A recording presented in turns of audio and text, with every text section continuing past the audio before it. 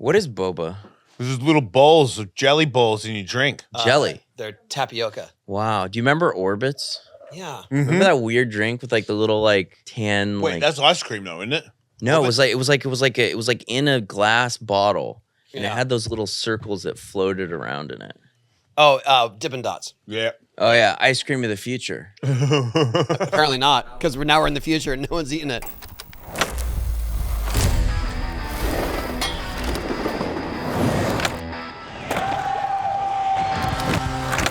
Welcome. Here we go. And I'm not Tony Hawk.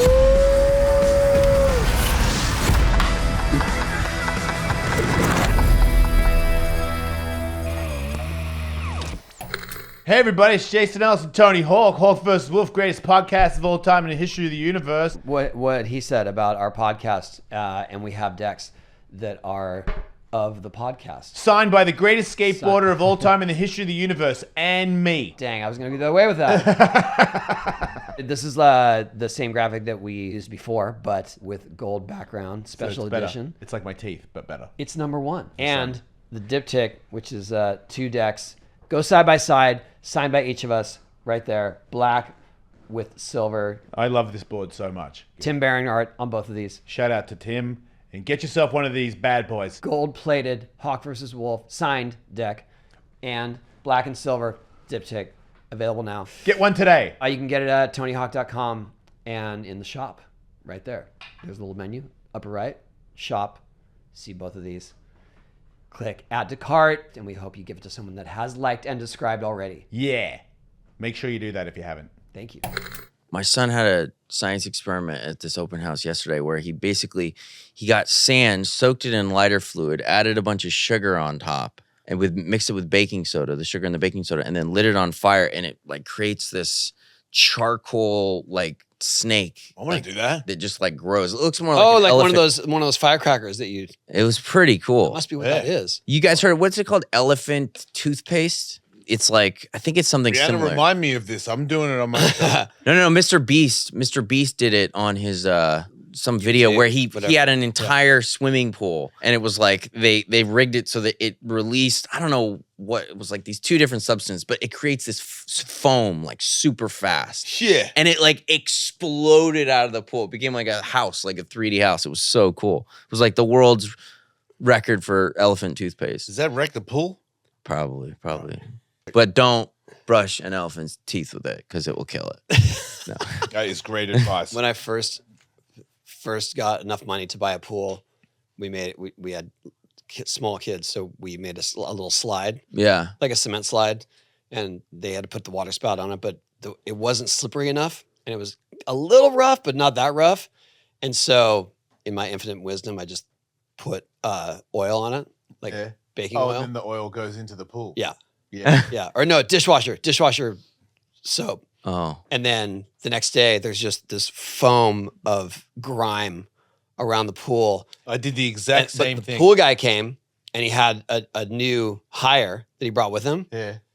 And the guy's just scrubbing the tile of this grime, and he quit. First day. Because he had to scrub tile. First day like that. A lot. He's like, yeah, but next time, don't make me scrub it with a toothbrush, Tony. Right? No, I wasn't really privy to any of it. I just heard later, like, oh yeah, that guy I brought, he quit because you fucked up this pool. I did the exact first pool I got. I had put MMA mats on top of like a bunch of padding, and we were trying to, and then a hose, and then slip down the MMA mats, but it was a little grippy, so I used dishwashing detergent. Yeah. And I was like, it's working. You know, we're all flying into it. And I was like, wait, the pool is Yeah, that's a Oh, bad man. idea. I was like, man. Yeah. I'm glad we learned that. Well, Right. I went You know to. what, like getting a pool. But Emile's giving us bad ideas. No, this Yeah. is. But I have. Elephant But toothpaste. the worst one of all is my great uncle Cliff, an amazing guy. I go to his memorial. He was 99 when he died. He's like he lived older than anyone in the family. And his friend is saying a story about how Cliff was such an innovator and he was such an inventor. And he goes, and Cliff would think outside the box. Like when he wanted to get rid of termites, who would think to like coat everything with gasoline? You know, he would coat the trees with gasoline. He would coat the wood with gasoline. He just thought outside the box. Well, Cliff and Gladys, like their house had like burned down in those Malibu fires completely. And I remember I went to the block in Malibu where it was, and I looked around, and it was like the only house gone on the block. And then so when I was at the memorial, because of COVID, it was like years later we had the memorial. Yeah. And I was like, oh my gosh, like this guy's kind of outing Cliff for like maybe one of the reasons why like the house went down quick, because he was thinking outside the box and like soaking his house with gasoline. I'm thinking, how do I get rid of this house fast enough? Wow. It does kill termites. Okay. Yeah. Yeah. And where you live. But I mean, I remember I heard your that. belongings. Me and my dad looked at each other and we're like, Yeah, I see that. He was a pioneer. he was a great guy. He Hey. was one of the reasons why I got into it. Got into what? Acting, period. Really? Yeah. Him and his wife Gladys were like famous showbiz teachers to kids on sets. So I'd be like 5 years old and be like, yeah, I was just working on a commercial with a kid, and yeah, you could do it if you want. I was like, good idea. Did they get you your first? No, they were actually just like, oh yeah, you could probably do it. That was it. That was enough for you. That was enough. Yeah. When did you decide to? It was like years later. It was like I was probably like 10 when I Okay. first started That's- like going on like an audition Yeah. for like a commercial or something. How does it take? Because I actually did that around 10. My stepmother thought I was cute, so she kind of pushed me to do some stuff, and I did I got a cereal box cover where it was Dude, like that's a hard. Cereal box is hard, but cornflake, but it was a different brand, and they had big cornflakes. And my thing was I had to hold the big cornflake and be like, you know what I mean, like look at the cornflake. And I remember the lady going, you know, you got to look surprised. You know what I mean? I'm like, and I've got no acting. I've never been trained at all. I was just a 10-year-old, and I'm like, you know, like okay. She's like, but can you smile and be surprised? And I'm like. And they're like, not exactly like that. And I'm like, and like I think I just got worse and worse. Did you actually Yeah, I get got the box it. though? I was on a. Do you have one? Nah, not at all. Yeah. And then I was in the Henderson Kids. It was like a TV series, and it was like a bad kid BMX guy, and I was like in the back, you know, like flicking rubber bands at people, and but I remember asking my stepmom if I could not do it anymore because I didn't have a passion for acting. It was more I'm in this room and people are kind of being short with me and they're like, okay, now stand over there, and yeah. and I was like, I don't think I'm enjoying myself. But were you ready for all that? You know, cereal box commercials, first off, those are hard to do. I mean, I remember You've done that. I remember auditioning and not getting the part Okay. for some cereal commercials. And I was the same thing. They were like, can you like really like enjoy the cereal? And then, you know, and it was like something like, oh, did you know that like Kellogg's uses syrup in there, like corn syrup? Oh, in you there? have to And put I'm smack- supposed to be like syrup's for pancakes or something like that. Oh, okay. But it was like hard to do. So you were actually it wasn't a photo, it was acting. Yeah, it was like they were interviewing you while you were eating the Yeah. cereal. And that was the first thing you ever did? No, it was just one of many commercial auditions that I didn't get. Were you pretty busy from the get-go? No, not really. It How took long- me a while. I went on so many like commercial auditions and stuff as a kid, and I just remember being like, man, acting's hard because I haven't gotten a single job on any of these commercial auditions, and I was like, this is really hard. But then when the parts got a little bit bigger with like lines and stuff like that, then I started to like get those jobs. Did you go to like acting school or any of that? A little, there wasn't really acting school when you're that young. It's like maybe a class. I went to a class that was pretty cool. Do you think you learned from auditions? Probably you learn from auditions, yeah. When did you realize that you had ability? I don't know. I feel like that's like a gradual, I don't think there's like a one moment, you know? Okay. I think I was always kind of a little bit of like a performer though. Right. In what way? Like when I was like 4 years old, Yeah. my sister and I made this character up called Funny Cowboy, and I dressed up as a cowboy. Okay. And my sister made tickets. How old were you? 4. My sister made tickets for the show, and then my parents came, and I did my Funny Cowboy routine, which is basically just saying I'm Funny Cowboy, and like wrecking the room. Yeah, that sounds good. And they were just like laughing. And that was my first show, I guess. Right. So when you started auditioning, you thought, okay, this is what I have to do to get to. I mean, because he did it, but didn't really enjoy the process, even though he had success at it. But did you already know it was going to be a struggle? I didn't love commercials. So I went on them because I was like, it'd be cool to get them. But when I got basically like no success, I was at a certain point, I was like, I'm going to just focus on like some other roles. And then when I did the roles, like speaking roles or TV guest stars or more characters, I really had a lot more fun, and it was just more engaging. I mean, like, spouting like mindless commercial, marketing sales talk that some like, executive is like, yeah, like cute, like you want to eat that cereal, it's like two different jobs entirely, right? Yeah, it's like it's just, it's just phonier for, the kids are like, it's like not Right. cool. Being a character, like when you're young and they're like, you need to be this character, how do you, with no, like you're young, like, be like, do you start to imagine what he would think like if I would, like, how do you go about that? I think when you're younger, you're sort of playing like just yourself in an authentic way. I think it's more like that. And then there's just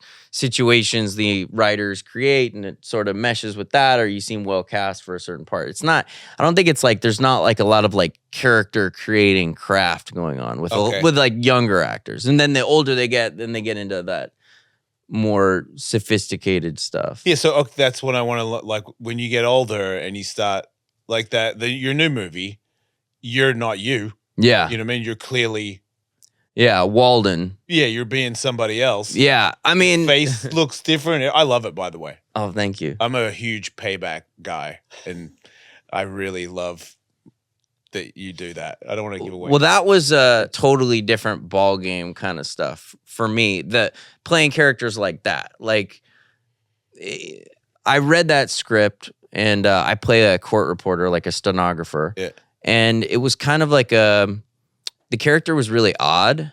Yeah, but I was kind of like, if I play this straight, I don't necessarily know that it's gonna have that extra, je ne sais quoi to it, So I sort of, it was a process of finding the right voice and, pooling inspirations from, I love Philip Seymour Hoffman in Capote. I love that performance. Yeah. I love Ned Flanders in The Simpsons. I love SpongeBob SquarePants. Yeah. Just like, and it's funny. Fusing everything together. Now I can see all those. Yeah.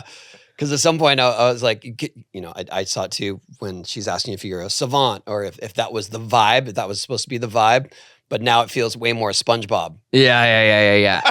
There's something but now that he says that, it's like, oh yeah, that's what it is. There's just something like relentlessly upbeat to Walden, which I always like kind of loved, and that like just like ultra friendly Southern charm. And how you are able to kind of like, mix influences and like find the voice and stuff. So you're saying your original character evolved, like you started with like, I think he would sound like this, and then you were like, no, actually I think if I add a little SpongeBob. The original, well, it wasn't necessarily the SpongeBob voice, it was the positivity of that. Yeah. So, because Walden has like a Southern kind of accent. I didn't really have a set way I was going to do it. I just sort of knew what most people would do. And I like, in terms of like the basic way to play it, right? Mm-hmm. I just kind of played it through in my mind, and I just didn't find that version as interesting or fun. So I was like, let's do something kind of different here. And I think that, what Philip Seymour Hoffman did in Capote, for me, that was like a great example of that kind of thing working, because he's really, really funny in that movie. But it is a dramatic movie. I didn't know you made music. Oh, yeah. I listened to that today, too. Oh, man, really? How long have you been doing that? So, it sounds like you're actually a musician, not to be... I was like, wait, this just sounds like a guy that's a musician. Actual real music. Well... No offense, but I was expecting... No, actor music... Like, he's in a band, yeah, right. And I was like, oh, okay. Well, it's like, I don't even know if you'd really call it a band. It's like, I became friends with this guy, the Frenchman. He's this guy, Mathieu. He's like this French dude. Really talented guy, though. And... he had heard that I'd made a couple of bluegrass songs for this other film I did, where we were just recording covers, and then we decided to do some original ones. And he was like, "Why don't we try doing something together?" He's like, he's mostly electronic producer. You play instruments. He can. You said you did bluegrass. I just was the writer of the songs and the singer. Okay. But it was weird because I came up in like middle school, like freestyling and hip hop, I would write the melodies too. Okay. So it's a weird thing when you don't play any instruments, but you're writing all the melody lines. Yes. It's weird. But you have that ability, obviously. That's how we did it. So, the Frenchman and I started working together, and we got along great. And we would just literally make these songs like basically in his living room at his computer. And it would just be, it's like, to call it like a band, it's like these nerds sitting at a computer for like endless hours, just going over just tiny, sonic things. And we would, lay down the melody line, and then we would kind of just build it together, like picking and choosing. It was a very weird way to make music, but that was how we did it. You're really into it, because you're talking about some tedious shit right now. It's weird. There are certain types of tedium that for whatever reason I enjoy. Yeah. Maybe that's why I became an actor too. Because if you've ever been on like a film set, just like it can be, to the uninitiated, insanely boring. Yeah. Especially when you get there and you're like, it's a movie, they're making a movie. And then you get there and it's like, you feel like you're waiting in an office or something. You're like, oh, this is so boring. But when it comes to like minutia, I've always kind of enjoyed the nuances of that, Yeah. This is the zen of the work and the repetition. Yeah. I like repetition, and I like focusing in on like, super detailed stuff. So when it comes to like electronic music, that is definitely good. And the Frenchman, he's the same way. We would, sometimes like obsess overly so on like one thing to where like no one would ever hear the difference, and we're like just on the warpath for like an hour or something. What was was there a specific goal of getting that out, like for an EP, or did you consider performing live? So because we made it together, and I sing on the record, but I'm not a good live singer at all. Like my voice is heavily melodined and auto-tuned and manipulated, and it's not like I'm not like an opera singer at all. Like in The Frenchman would constantly remind me, he'd be like, "You're nothing without me." Like, you know what I mean? Like I'd be like, "Well, what if we played live? Like, can you imagine like how cool that'd be?" He'd be like, "No." He'd be like, "You would need 1 year of voice lessons, minimum."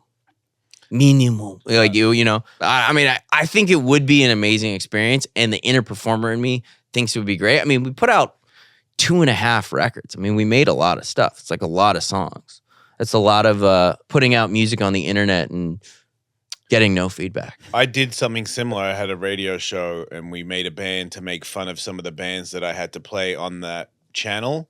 And the person that made the song had his own recording studio, and he made the song sound really good, like very professional. Yeah. People were like, "Man, you guys are like really good." And then like at one point a record label offered us a record deal, and we were like, "Yeah, we'll take it," like just as a joke. And then it like made it on the Billboard charts. Oh, wow. And we didn't make any money from it because we weren't a real band. We didn't play anywhere. We were, in a studio where we made funny lyrics, and he told me sing it like this, and I'd sing it like that. And I'm not tone deaf, but I definitely didn't catch.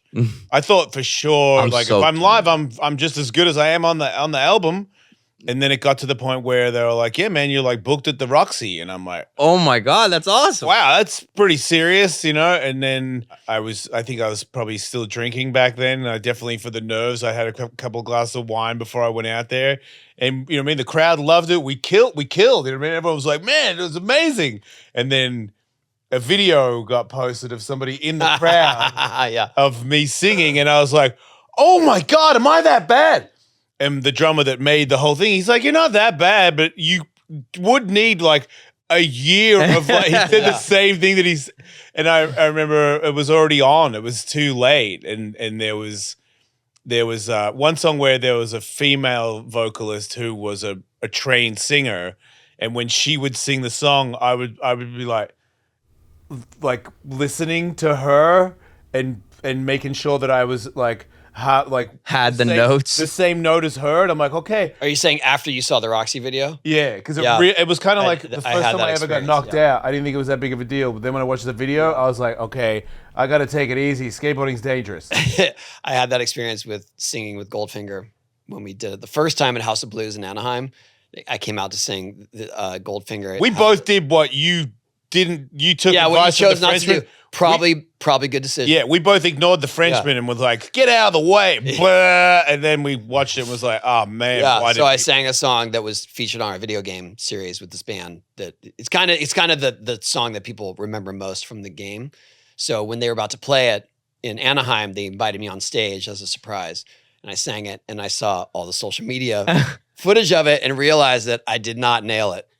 No, Like all I cared about was remembering the words, but you did that. I remember the words, but Yeah. I definitely didn't nail it. And No. then they asked me to do it again at this big festival in Vegas.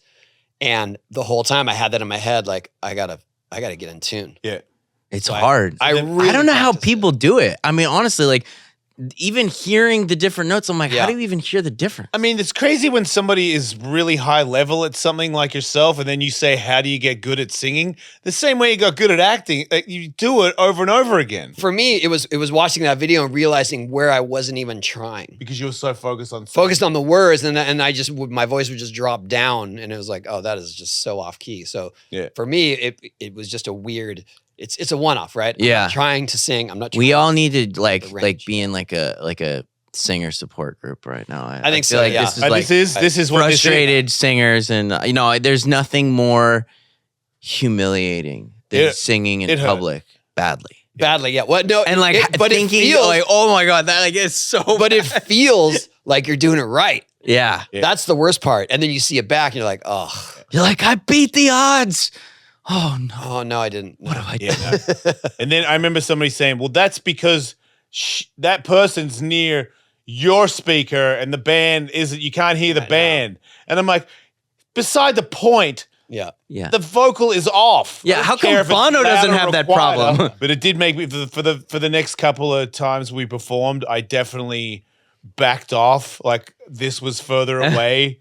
You know what I mean? I was like, the band, I can hear the band. I'm like, you don't need to hear everything I say. You know what I mean? Like it was definitely Yeah, over here it's a good move. Yeah. for a while. Yeah, I there. know that one. I used that one a couple times too.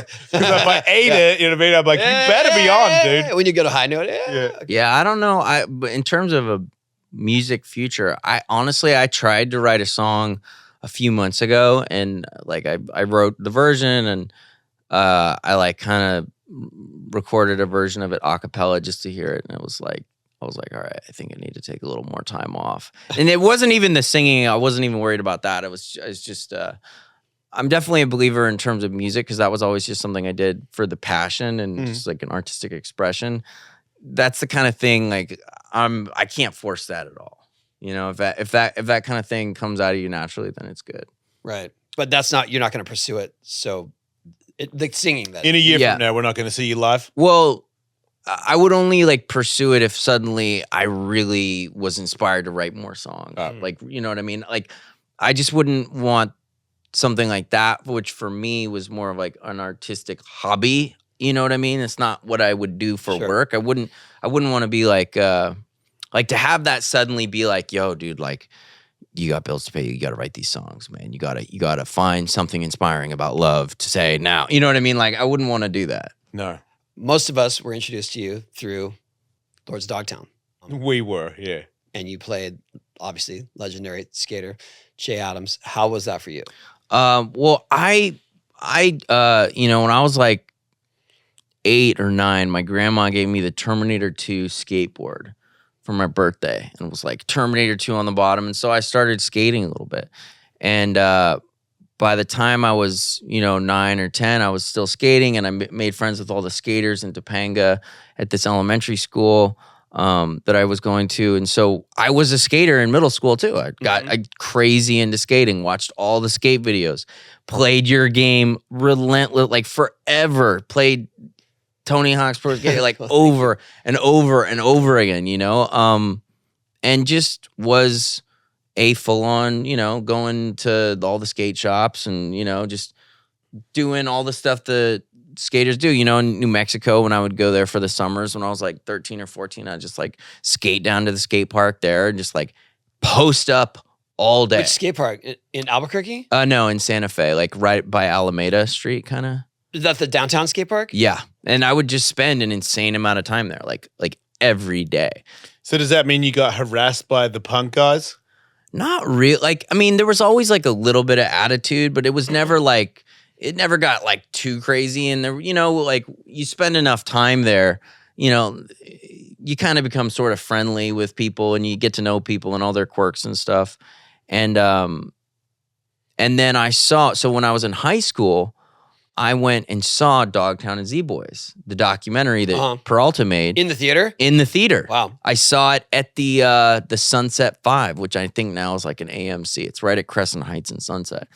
And I remember that was like such an amazing documentary. I was like, this is incredible. And when it got to the part with Jay Adams, I was just so captivated by this character. And I remember leaving it and being like, oh man, that would be the coolest part to play Jay Adams ever. Really? Yeah. And I must have been like, I don't even know how old I was. Maybe 16. You were acting then. I was acting then. And I was like, dude, that is the coolest character ever.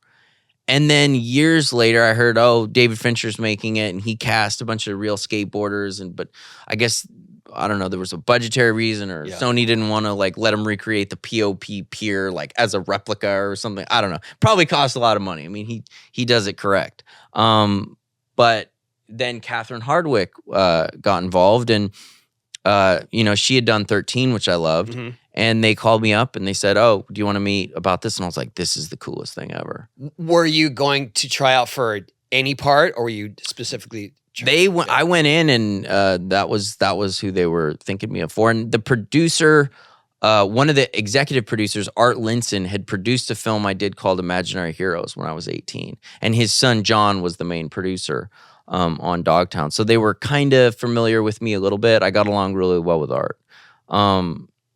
And the process of, learning how to play Jay and like so I went to meet him with John Linson. How soon, like you were cast? I was cast. I was in. And then you went to meet him. And then they were like, all right, John was like, all right, let's go out to Hawaii to meet Jay. Wow. Yeah. And I was like, all right, cool. You know what I mean? And like, I was never like the bad boy growing up. I just wasn't. I was always like the nice kind of weird guy or whatever. Yeah. But I hung out with a lot of bad boys, so I felt comfortable, and I went to like these. You were the Walden nice guy that murders people.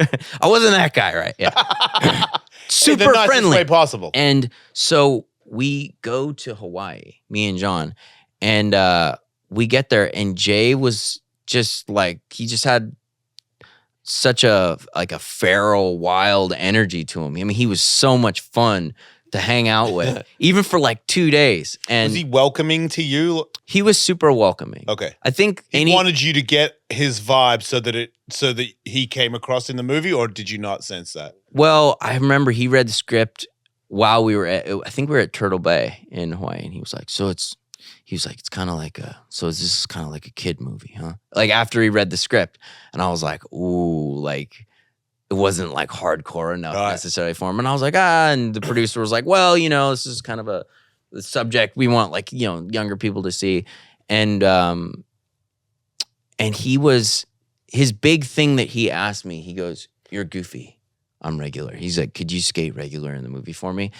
And I was like, I mean, dude, like this is gonna be that's a lot of skating switch for like an amateur like suck dude. Yeah, like you got to go in pool switch. Yeah, screw. He was that.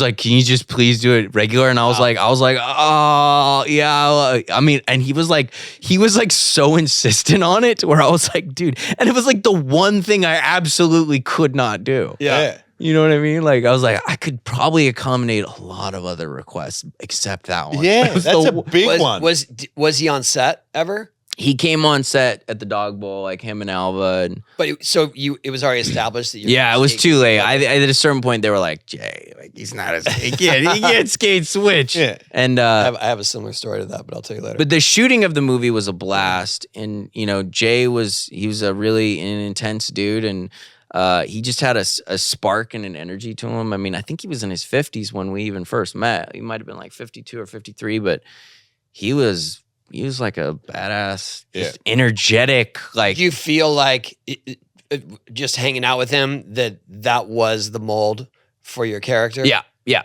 So Not the, but I mean, I guess it would be the documentary is just him talking, but I just the documentary a little bit, but then there was a moment where I was at Turtle Bay and I remember it was at night and I was like looking over the script after hanging out with him for like 2 days. And it was kind of a similar thing to Walden where I was like, there's a way I could play this that people who are familiar with me as an actor could imagine me doing it. And it would probably be, like just a version of that. It's like the basic version of me saying these lines in these scenes. And I was like, but then I met this dude who is definitely not like me, where, if I like go for this, it's definitely going to be not me and it's going to be kind of extreme. But I was like, this guy's like, this version is just so much better than any version I would do. And so I kind of had that like fork in the road moment where I was like, all right, I'm going to just like go all in trying to play this dude like he actually is. Did you ever talk to him after the fact? Yeah, took the words out of my mouth. I think he was cool with it. He was cool with it. And Alva was really like, he was, I think Alva, I don't know if Alva said something to him or something, but Alva was very like complimentary of that's good. of that performance. And I think because he knew Jay or something, maybe he told him, and he was like, "That was cool what you did." I was like, "Thanks." I dressed up like Stacy from the movie for Halloween a few years ago. Oh wow! In the yellow and red. Like I actually had to go find one of the original GNS team writers and borrow his shirt. Yeah. Steve Cathy. I dressed up like Halloween and put it out there on social media, and the only quote was, "Why does Stacy look like a race car?" Which was his line. What's your switch thing? Oh, I gotta know. So, okay. Chris Miller and I did stunt work for Escape from LA. Oh yeah, the sequel for Escape from New York. I saw it in the theaters. John Carpenter. Big fan of Escape from New York, right? So yeah. Whatever we can do to be in Escape from LA, I was down to do it. Yeah.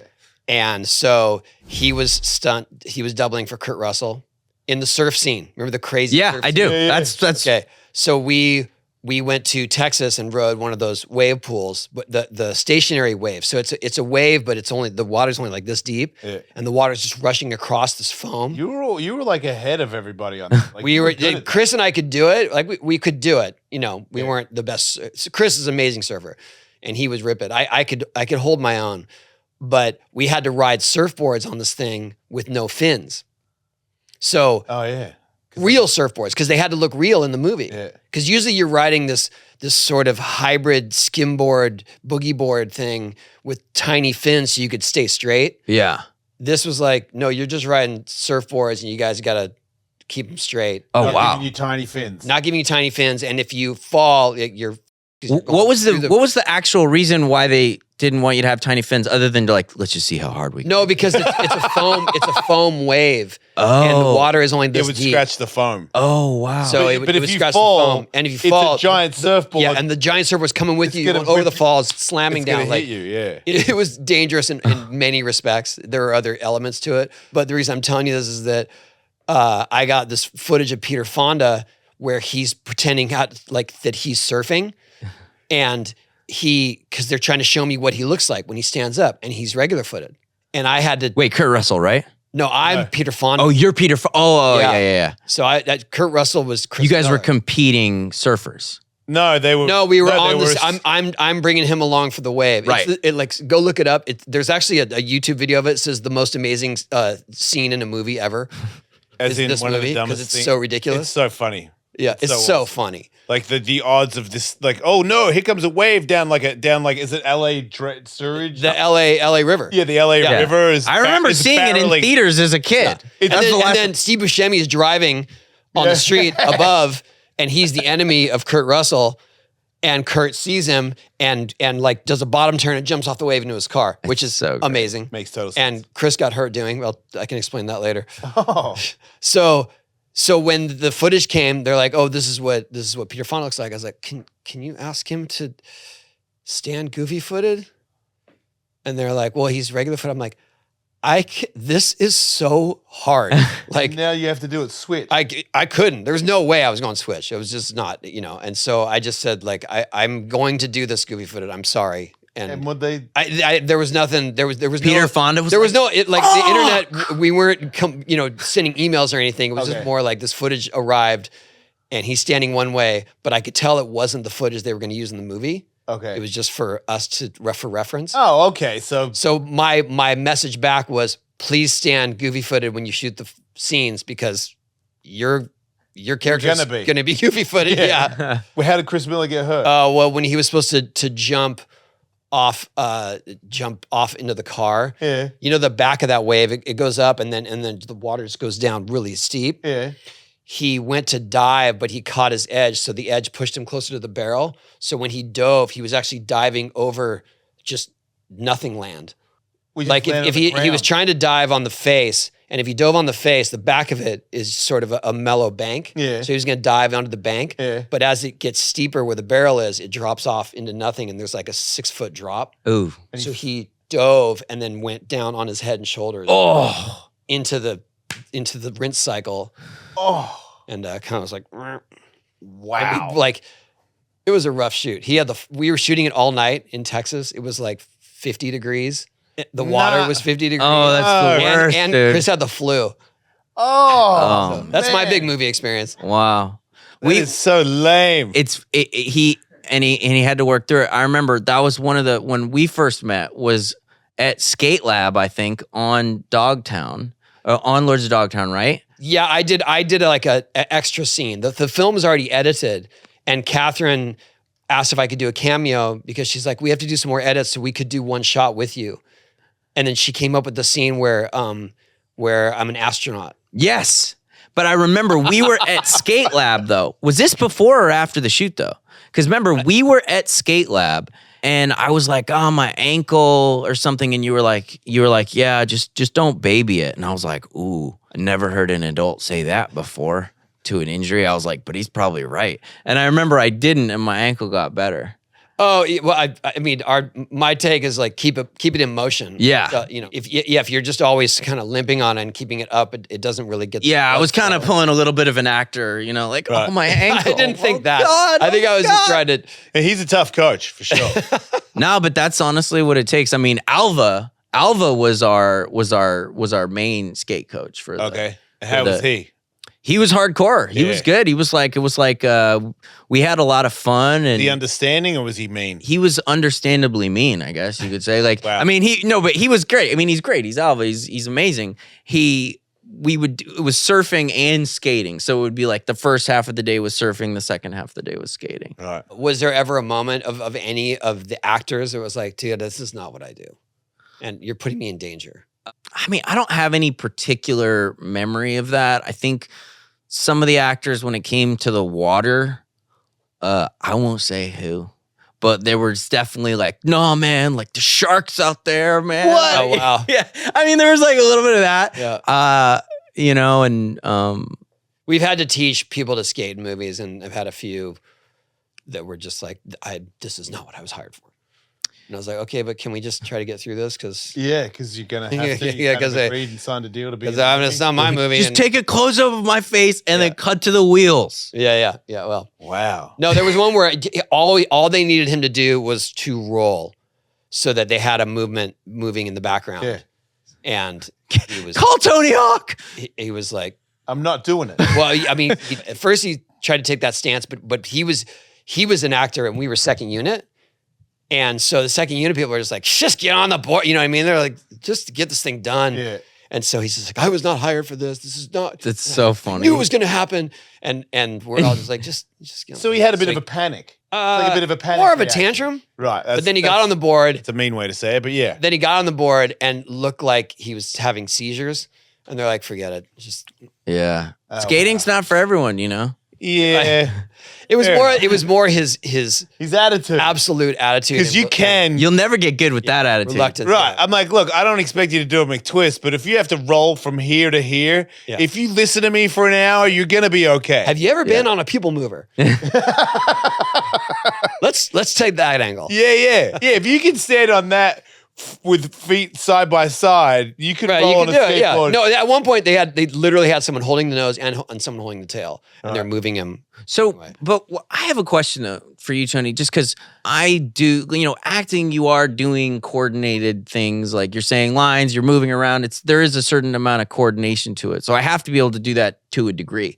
But when it comes to like doing insanely hard technical tricks, while you're like in a physical finite time frame to do it in, how does that work? Like, how do you do that? Are you mentally like, and then I do this, and then I do this, and then I do this, Because anytime I'm like watched skating, like any type of technical trick, it's like some guy in my brain just hits the off switch, and it's like as soon as I'm in the air, I just like fall apart. Yeah, so much is muscle memory, and there's so many tricks that when you look at it in its beginning or its end is sort of that is a basis that you already know. Like you already have that foundation. Yeah. It's more what is happening in between that time that maybe is something that's foreign to you. But you know that if you have all the pieces to it, you can put it together. And if you ever going to put it together or risk a sketchy landing or whatever, it's in that moment like of competition. Yeah. Right. So that's the Or time. you're fired up. Or if you're fired up, or it's a crowd, or you're shooting video, and you're like, "This is the one." But there's definitely a moment where you're like, "Okay, this is where I commit," and whatever happens. But I'm trusting that I already have all the pieces necessary to make it work. Is it easier to commit in a competition because you Oh, get yeah. that Kodak confidence or whatever they call it? The crowd. And also, Kodak courage. There's crowd. There's like whenever there's more pressure, I feel like it's with anything. Like I don't need a crowd if I really need to make this trick to me, and I'm like, today's the day. Then I've put so much pressure on me. It reminds me of anything that I'm fighting or anything that I've ever done where it really counts. I feel the same thing where I'm like, I can tell. I like if I do stand up and it's in front of 20 people, I don't want to bomb. So I don't care if it's 1,000 people.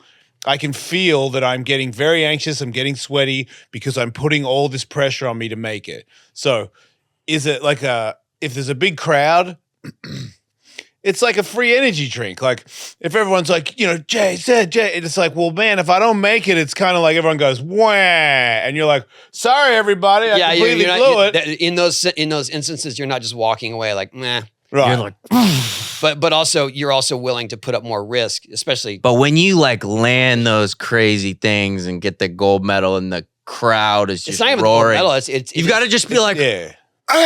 It's the landing. It's the landing. I was going to say, what we're going for is that feeling when we make it, regardless of even anyone's watching. yeah. like he made That a is- video part recently where almost every trick, maybe all of them, it's him and the filmer. And I think when Yeah. he made it, he was just as ecstatic as Oh, wow. 1,000 people. Then Yeah. it's you. More so. I don't think I can make More this. so. Yeah, I yeah. might need the 1,000. it does. Although I did a trick recently. And Well, it's it was- more the ones I'm talking about. The ones he's talking about are stuff that it took me hundreds of tries. that he's Oh, never wow. done before. Okay. And so I'm not gonna like to put an audience through that is not really Yeah. what I want to do. Yeah. Yeah. But to me, it means so much to finally make it that it's almost more. Yeah. If there's so much trial and error to the point where you're like, you know what, maybe I can't do this, and then you go home and you go, come on, man. You can just keep going, and then you go again, fail, and you go home and go, holy crap, man! Like that's I am really sore now. On top of it, and I didn't get any closer. And then you go again with and like the whole time you're there, it could be an hour, 2 hours where you're like, I have no chance. You know what? I think I do. I was wrong. I have no chance again. And it's like this roller coaster of emotions. And then when you make it, It's just all those things come back Yeah. where you're like, okay. you should be pretty freaking pumped on yourself right now. Like at one point, did you not think about crying? Be honest. Because I've been there where I was like, man, I don't think I need to live anymore. I just want to go in a bush and hide and cry and rip my pads off and kick them over fences. And then when you make it, it's like all that pressure, all that misery was worth it. To answer your question, I mean, that's the buzz that we've been chasing the whole time. And whether it's in a competition or not, competition, sure, that's added bonus. The buzz is so good that you can have like 50 more fails for the next couple of years where you get denied. Like I've done stuff where I just wake up on the flat and I'm like, wow, I guess I didn't make that. and I'm broken as well. I got to go to hospital, got to go to the ER. And I'm like, this is lame. And then I'm on the couch with painkillers and I'm throwing my remote control at the TV because I've had too many painkillers and I'm losing it. And then I'm like, do I want to do this ever again? No. But then you forget that. But it's like the lottery, but you're like, but there is a chance I could do that trick. Because every time it does happen, it makes all those things insignificant. When you do make it, you're like, oh my God, I can't believe I've ever doubted myself. I'm coming back tomorrow to do a new one. Like, It's off you go. You definitely get ahead of yourself. Yeah. I have a question. Were you there when Catherine got hurt? Yes, I was about there. The director?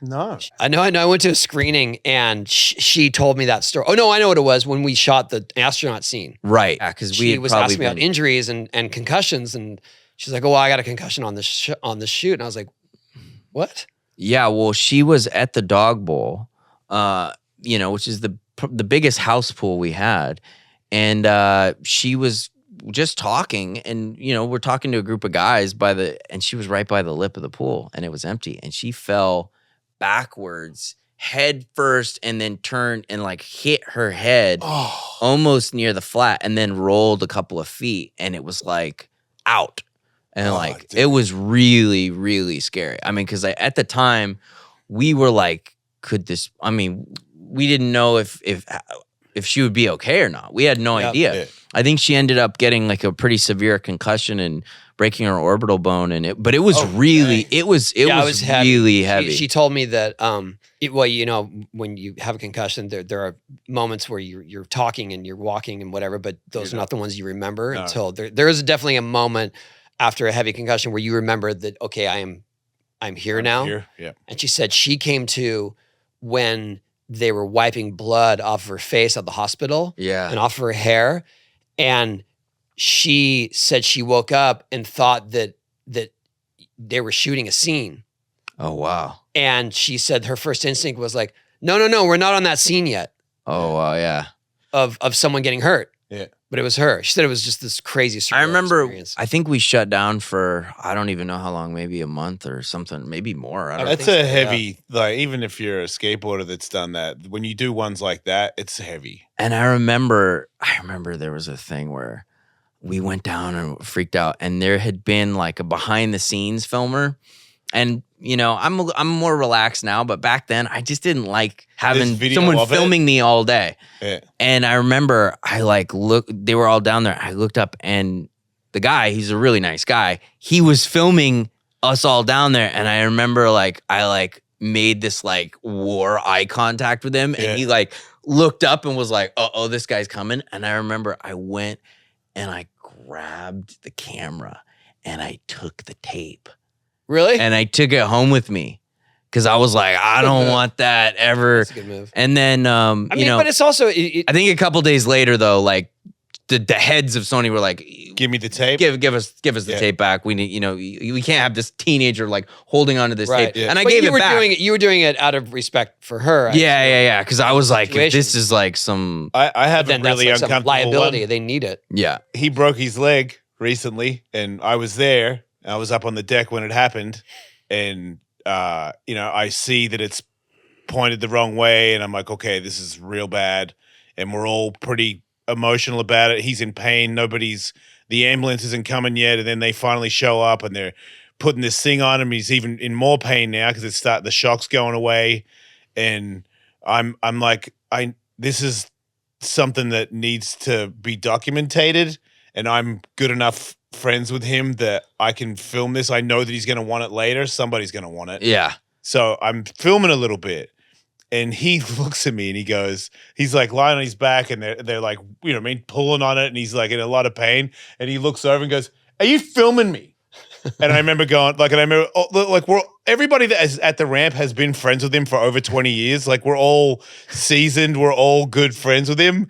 But I remember, like, I went, "Oh, yeah." And, like, I looked at, like, a couple, like, I think Bucky or Stab, and they were like, "Sucks to be you right now." But he thought that I was going live. Oh, yeah. But he didn't know. That was out of my head. Yeah. Right, but I thought he was definitely like on a live, because around that time was Instagram live stuff. Yeah. And we was like right at the whatever through COVID, so a lot of people were doing live stuff. So I was just like, you never know with Jason. Jason could be dumb enough to go live, so he had a fair angle to think that. Yeah. But he got out of hospital and we did a podcast. Like the day of, he gets out of hospital and we did it at his house. And I remember going like, "Hey man, like, you know, I'm sorry I filmed that." He's like, "You didn't go live." I was like, "No, it's not live." He's like, "Oh, okay, cool. We're probably gonna want that." And I remember just thinking, okay.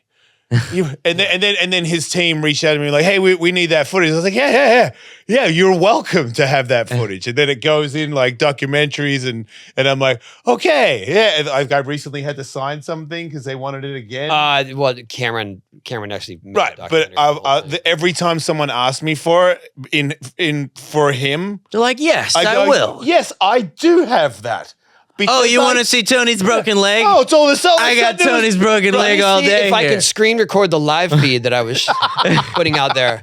Fair, but out of all our interactions, that was one of those ones where I was like, "Oh, I mean, if I did it, I'd want you to." But it's funny though, because that's like the rule is always keep the camera going. We're thinking about, a few years ago, but now it's like if anything remotely intense happens, people are like, "Oh no." You know, I mean, it's an instinct. Right. Yeah, you wouldn't have been able to put out those fires. They're just like, I gotta like get aware enough to start recording this. Yeah, exactly. The worst ones to me are when somebody is still like, he's down, he's out. Nobody can bring him back. It's not like somebody's not still trying to break his leg. I mean, it's over. But like when I see people like harassing people in trains and then I see somebody film, I'm like, instead of turning your phone on, you could help that intervene. person. Yeah. Like everybody, if you add it up, again, maybe the guy's scary. But if you all together were like, "Hey, scary guy, there's like 20 of us that don't have our phones out that are ready to help this innocent civilian," you probably find that civilian would be no longer harassed. But those are the ones that burn me the most, because I'm just like, we're all humans, and I know that it's this instinct to put the video on, but can somebody be the hero? Like, just save each other. Like, demonstrate that you are not a pile of shit. Well, that's what Emile did. I got that video. He got the tape. Different guy era. was just doing it. Different era, but I thought, Yeah, but it was chivalrous. I don't think he would have blamed you for that. I don't know. I mean, I don't know. I see it as, like, you care about that person. Yeah, I was very well. We didn't know how bad her injuries were at the time. Right. What's been your favorite sort of aha moment of working on a film? I feel like Into the Wild, there were just so many amazing locations. So Did you work with his family? Yeah. Well, I met his parents, Walt and Billy, and his sister Corrine. And we talked I talked with them separately, and just amazing people. And I had seen I think it was 2020 or something. There was a 2020 episode on the book. Weirdly enough, I was watching 2020 as a 9-year-old, and I saw the segment on the book. So when Sean approached me, and I was probably 20 years old at the time, and told me to read this book, I was like, seems familiar. And I'm reading the book, and I'm like, I saw this on TV as a kid. And by the way, as a 9-year-old, I didn't really watch 2020. Like it was just randomly, genuinely on, and I was like, oh, and I just watched it. But that film encapsulated so many different adventures and different climates. It was super hot in the Grand Canyon in Arizona and Nevada, and then it was super cold in Alaska. And you went and visited that bus? I went and visited the bus. Yeah, I went up with an Alaskan on a snowmobile in the winter. We went up and we like snowmobiled over the lake that he couldn't get out of and everything. And checked out the real bus, and they didn't use the real bus in the movie. They built their own bus. What about the losing all that weight?